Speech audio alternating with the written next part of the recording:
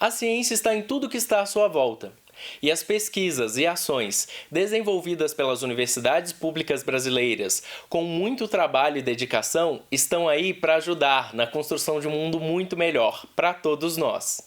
Por causa da Covid-19, estamos em um necessário tempo de isolamento social. Porém, as pesquisas, as ações e os projetos realizados pela Universidade Federal de Ouro Preto continuam sendo desenvolvidos de dentro da casa de seus colaboradores. Confira! A Covid-19 tem mostrado a importância de informações confiáveis e equilibradas para a formulação e o acompanhamento de políticas públicas. Isso vale para a área da saúde e também vale para a área ambiental. Pensando nisso, este modesto canal de YouTube inicia hoje uma série sobre os mitos do licenciamento ambiental. Uma série cujo principal objetivo é destacar fatos e dados empíricos que, apesar de publicamente disponíveis, raramente embasam debates na nossa política ambiental. E eu começo hoje com um polêmico tema da morosidade do licenciamento ambiental. Veja o que disse o nosso presidente. Você quer ver? Você pega um fazendeiro. Vamos supor que ele queira fazer uma pequena central hidrelétrica na sua propriedade. Vai levar no mínimo 10 anos, se é que ele vai conseguir a licença para construir essa PCH. 10 anos, no mínimo, para obter uma licença ambiental. Será que é isso mesmo? Confira aí. Assim como nos Estados Unidos e na maioria dos países, no Brasil nós não temos o licenciamento ambiental.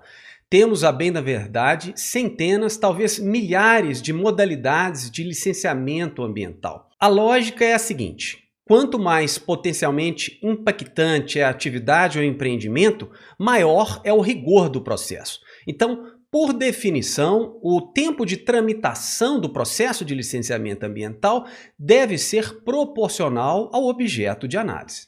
Mas será que isso acontece mesmo?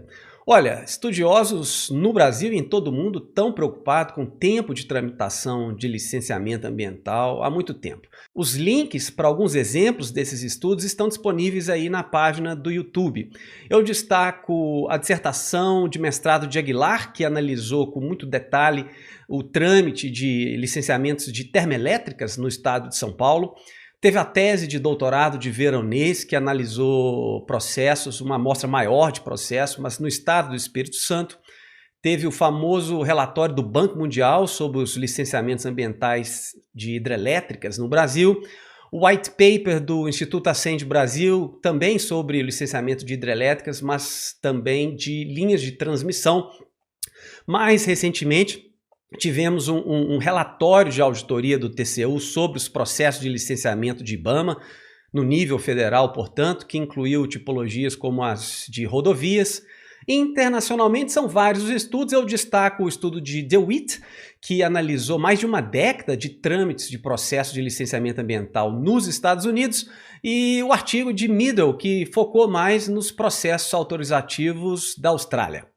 Todos os gráficos, fluxogramas, tabelas, quadros e argumentos presentes nesses e noutros estudos revelam importantes lições para nossos gestores e legisladores. Primeiro, esses estudos, apesar das diferenças metodológicas, já que não se sabe exatamente como se mede tempo de tramitação de licenciamento ambiental, eles tendem a encontrar prazos para obtenção de licença da ordem de poucos meses a poucos anos, sendo absolutamente raríssimos os casos ou exemplos de processos que duraram mais de 10 anos.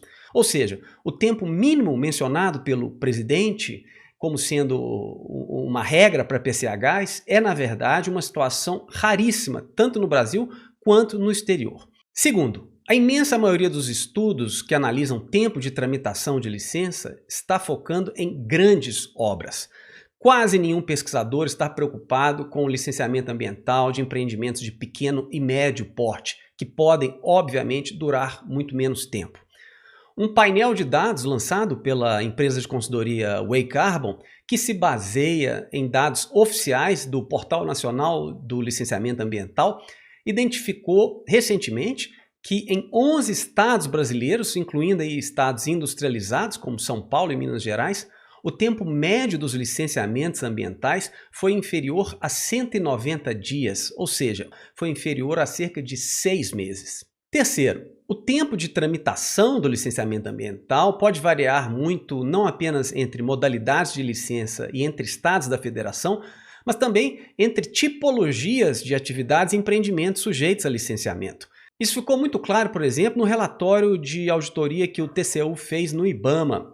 O TCU identificou que o IBAMA, no licenciamento ambiental de linhas de transmissão, tinha tempos médios inferiores aos prazos legais. Mas o mesmo órgão ambiental, quando licenciando rodovias, tinha tempos médios muito superiores aos limites legais. E a quarta e talvez mais importante lição desses estudos é que o tempo de tramitação dos licenciamentos ambientais pode ser afetado por diversos fatores.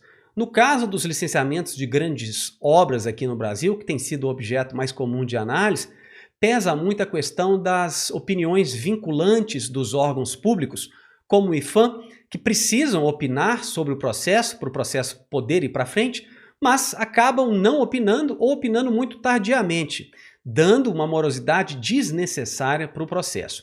Também são muito críticos pedidos de informações complementares para os estudos de impacto ambiental. Isso às vezes é uma culpa do empreendedor e dos seus consultores que deixam lacunas nos estudos, ou às vezes é culpa do próprio órgão ambiental que abusa da discricionariedade e acaba pedindo informações que não são diretamente relevantes para o processo decisório. E o fator que é reiteradamente destacado aí em quase todos os estudos, que é a capacidade administrativa dos órgãos licenciadores. Os órgãos licenciadores, principalmente os órgãos estaduais, há décadas sofrem com falta de equipe, falta de equipamento, falta de infraestrutura e capacidade administrativa para dar vazão ao crescente volume de processos de licenciamento ambiental que são protocolados nesses órgãos. Dito tudo isso, voltando à pergunta inicial do vídeo, o licenciamento ambiental é moroso? Olha, a resposta mais precisa que se pode dar para essa pergunta é depende. Infelizmente, não temos nem no Brasil nem em qualquer país padrão ou consenso técnico sobre tempos ideais para trâmite de processos de licenciamento. Esses estudos, baseados em dados empíricos, têm mostrado que o tempo depende da modalidade de licenciamento, da atividade sujeita a licenciamento, do contexto onde serão inseridas essas atividades, da qualidade dos documentos e dos estudos em análise e da capacidade administrativa dos órgãos ambientais. Diante desse complicado cenário, legisladores e gestores devem tomar muito cuidado para não caírem na tentação da anedota, do exagero, da simplificação, da percepção enviesada. Sim, obviamente temos que continuar insistindo na eficiência e na agilidade da administração pública, mas no caso do licenciamento ambiental, isso só pode ser feito com muita atenção às especificidades de cada contexto. Desconfie de qualquer político ou jornalista que lhe apresente uma bala de prata. O diabo, quer dizer, a lentidão, está nos detalhes.